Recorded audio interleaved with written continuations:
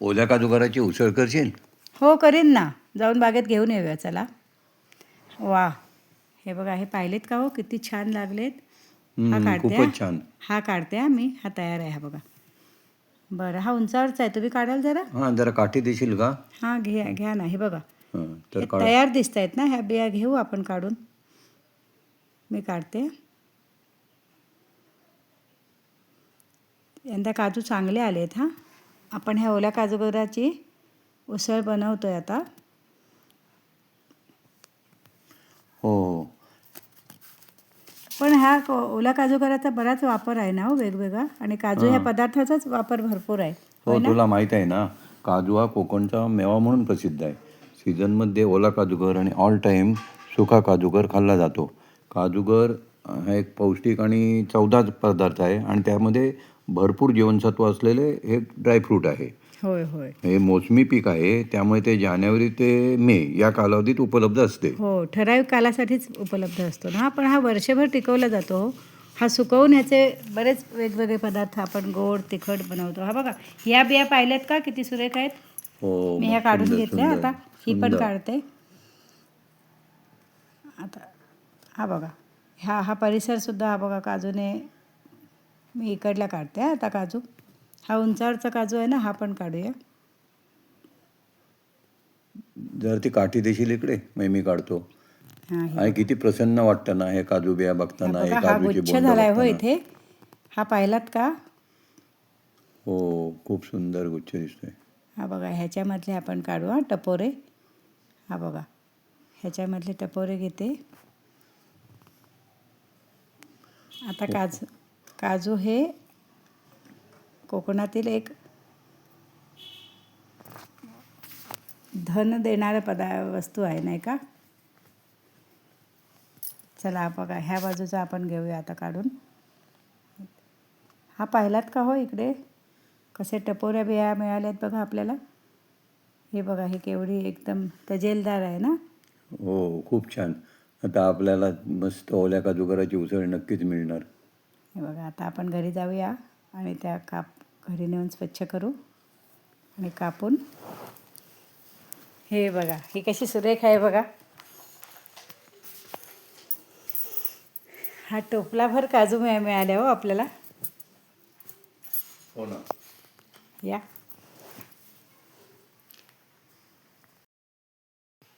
काजू हे रत्नागिरी व सिंधुदुर्ग जिल्ह्यातील उत्पन्न देणारे महत्त्वाचे पीक आहे. काजूपासून विविध पदार्थ बनवले जातात. होय हो, हॉटेलमध्ये सुद्धा त्यांची खूप मागणी असते. विविध ग्रेव्हीसाठी त्याचा वापर केला जातो, विविध भाज्यांसाठी. ह्या बघा, ह्या बिया कशा छान मिळाल्या आहेत ना. आता आपण त्या स्वच्छ करू. हो, तुम्ही पाहिलंत का इथे किती टपोरे टपोरे. हे बघा, पिके पण काजू आहेत आपल्याला मिळालेली. बघ, काजूची फळं पिकलेली आहेत ना, ती कट करून पाण्यात टाकून त्याला मीठ लावून खाल्लं जातं. आपण घरी नेऊन ती कापूया आणि त्याला जरासं मीठ लावून खाऊया. चांगली मिळाली आहेत ना हो बघा. हो, मस्त टेस्टी लागतात एकदम हे बोंड खायला. आता ही सगळी फळं मी, हे बघा, इथे ह्याची देठं काढून घेतलेली आहेत. आता ती कापणार आहेत. कापून त्याच्या आतल्या बिया वेगळ्या करून घ्यायच्या आहेत आपल्याला.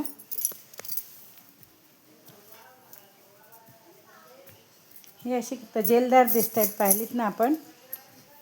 चल, हे मी आता कापते. ही बी अशी मध्ये, इकडे कोकणात जनरली ही अशी कट केली जाते. काही ठिकाणी ती अखंड पण काढली जाते. इथे आपण असं काढून कापून त्याच्या आतला गर हा बघा असा बाहेर काढतो. त्याला जरा चीक असतो मात्र प्रचंड. तेव्हा आपल्या हाताला सुद्धा तो चीक लागून हात पण आपले सोलले जातात. त्यामुळे शक्यतो आपण हाताला एकतर पिशवी लावावी किंवा ग्लोव्ज घालावे. हे बघा, ही बी कशी छान मिळाली. पण ही अशी जून झालेली बी असते ना, त्याची सालं निघताना थोडीशी त्रासदायक असतात. एकदम कवळा कवळा गर असला ना की त्याची सालं झटकन निघतात. ही बघा, ही आता आपल्याला पाण्यात टाकायची आहेत. ही कवळी बी आहे, एकदम कवळी आहे बघा. ह्याच्या आतला गर विशेष तयार नाही झालेला आहे, पण ही वेळेवर झटकन कापली जाते. हे बघा, मी अशा सगळ्या ह्या आता कापून घेतलेल्या आहेत, त्याच्यातले गर काढलेले आहेत. तो गर काढून आपल्याला कोमट पाण्यात घालायचा आहे. एकदम कडकडीत गरम नको आहे. गरम पाण्यामध्ये घातल्यामुळे त्याच्यातला चीक बाजूला होतो. हा चीक घशाला लागू शकतो, त्यामुळे आपल्याला काळजी घेणं इथे खूप गरजेचं आहे. हा चीक आहे ना, हा चीक गरम पाण्याने निघतो. किंचित मीठ टाकायचं आणि गरम पाण्यात टाकायचं. ही एकदम कोवळी बी आहे बघा. ह्याची सालं झटकन कव्हर निघतं आहे त्याचं. हे बघा, अजूनही ह्याला हिरवा कलरच आहे, पण एकदम गोड लागते ही. ह्याच्यामधलं दुधासारखा पदार्थ असतो, छान लागतो. हे सगळ्या आता मी इथल्या फोडून त्याचे गर काढलेले आहेत. आता आपण हे कोमट पाण्यात घालूया आणि त्याच्या 1-2-3 वेळा ते धुवूया चांगले, म्हणजे त्याच्यातला चीक निघून जाईल. काही वेळा काय होतं, चीक त्याच्यामध्ये राहिला तर आपल्या घशालाही त्रास होतो. चला आपण आता ह्याची उसळ बनवूया. मी आता कढई ठेवलेली आहे. ही उसळ मी एकदम लाईट बनवते, खूप मसालेदार नाही बनवणार आहे. इथे मला 2-3 चमचे तेल वापरायचं आहे. मी इथे शेंगतेलाचा वापर केलेला आहे. 3 चमचे तेल आहे. आता मी फोडणी करून घेते. कढीपत्ता, मोहरी, जिरं, हिंग, हळद हे सर्व साहित्य घालून आपण इथे फोडणी करायची आहे. आणि ह्याला मी थोडंसं मसाल्याचं वाटण केलेलं आहे. मसाला तर त्याच्यामध्ये आपण कांदा, खोबरं, लसूण हे सर्व आपण बघा, मी कढीपत्ता घातलेला आहे. आता लसूण हे सर्व साहित्य आपण एकत्र करून जरासं भाजून ते मिक्सरला फिरवतो आहे. आता कांदा घालूया. कांदा आपण जरासा परतून घेऊ, म्हणजे कांद्याचा मस्त स्वाद लागेल त्याला. हळद मी आधी टाकली नव्हती, कारण ती जळू शकते, त्यामुळे जराशी हळद आणि तिखट आता मी मागून घातलेलं आहे. कांदा घातल्यानंतर आता बघा, इथे आपण टोमॅटो पण घालून घेऊ ह्याच्यामध्ये. कांदा, टोमॅटो, मटार, ओलं खोबरं अशी त्याला चव आणणाऱ्या सगळ्या पदार्थांची आपण इथे सूची तयार करून ती वापरलेली आहे. टोमॅटोसुद्धा मी 2 मिनटं परतून घेते. मटार घेऊया. अर्धी वाटी मटार घेतलेलं आहे. हे माझे ओले काजूगर आहेत ना, ते जवळजवळ 200 ग्रॅम एवढे मिळालेले आहेत मला आता. हा मसाला आहे बघा. हा मसाला ह्याच्यामध्ये मी मगाशी बोलले त्याप्रमाणे सुकं खोबरं, कांदा, लसूण, बडीशेप थोडीशी 1 चमचा, दालचिनी, लवंग आणि मिरी एवढंच साहित्य मी वापरलेलं आहे. आता आपण ही ग्रेव्ही इथे बनवून घेतलेली आणि काजूगरांना किंचित मीठ टाकून गरम पाण्यात ठेवलेले होते. हे बघा, हे सगळे ओले गर आता मी 3-4 पाण्यातनं स्वच्छ धुतलेले आहेत. त्याच्यामधला चीक पूर्णपणे गेलेला आहे. त्याला थोडासा डिंकाचा अंश असतो ना, तो डिंक आपल्या घशाला लागू शकतो, त्यामुळे खोकला वगैरे. हे बघा, हे स्वच्छ केलेले काजूगर मी आता इथे वापरलेत. काजूगर जर खूप चून असेल तर आपण जरा उकळत्या पाण्यात 1-2-5 मिनटं ठेवून मग वापरायचे. आणि कवळे असतील तर आपण धुवून डायरेक्ट घालू शकतो. आता हे 1-2 वाफेवर शिजतील आपले. आता ह्याच्यामध्ये आपण थोडेसे मसाले घालूया. थोडासा गोडा मसाला. इथे मी 2-3 प्रकारचे मसाल्याचा वापर करणार आहे. आपण ग्रेव्हीमध्ये थोडासा मसाला घातलेला आहेच, दालचिनी, लवंग, मिरी आणि बडीशेप. आता आपण ड्राय मसाले थोडेसे वापरूया. आता ह्याला थोडंसं पाणी घालून घेऊ, म्हणजे आपल्या काजूला चांगली वाफ येईल. हे सर्व मिश्रण आता हा बघा, इथे मी थोडासा गोडा मसाला घातलेला आहे, 1/2 चमचा. धने जिऱ्याची पावडर 1/2 चमचे आणि गरम मसालासुद्धा मी 1/2 चमचा घातलेला आहे. पाहू शकता आपण.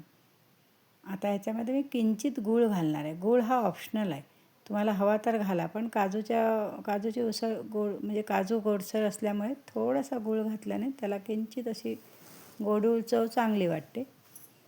पण आपल्याला आवडत नसेल तर स्किप करू शकता. आता आपण मीठ घालू.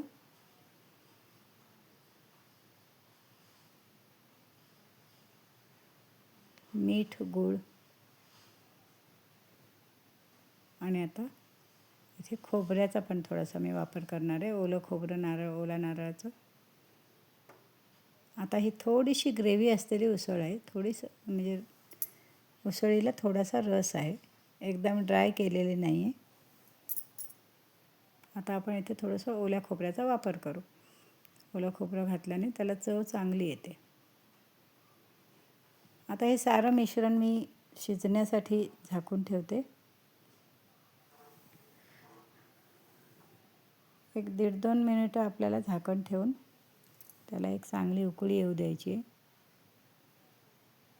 हे बघा आपला मसाला चांगला लागलेला आहे. ही बघा आपली एकदम रेडी झालेली आहे आता उसळ. सुरेख रंग आलेला आहे, त्याला मस्त वास पण मसाल्यांचा लागलेला आहे. आपण ह्याच्यावर कोथिंबीर पण वरून भुरभुर होऊ शकता.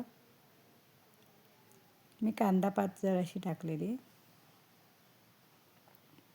1-2 काड्या फक्त कांदा पातीच्या घातल्या आहेत. आपला जेवणासाठीचा आता राईस प्लेट तयार झालेली आहे. काजूची उसळ आहे, पोळी आणि नवीन आंब्याचं कैरीचं लोणचं आहे बघा. ते कसं केलं तेही टाकीन. तुम्हाला माझा हा सगळा एपिसोड, हा ब्लॉग आवडला असला तर लाईक करा, शेअर करा आणि सबस्क्राईब करा. मी काकडीपासून काकडीची आमटी बनवलेली आहे. काकडीच्या फोडी घालून आमटी केलेली आहे. हा काजूचा बघा आपण पाहू शकता इथे सुंदर एक त्याला कलर आलेला आहे. काजू पण चांगला शिजलेला आहे मस्त तयार झालेला आहे. तर माझा एपिसोड कसा वाटला तो मला नक्की कमेंट करून कळवा. धन्यवाद.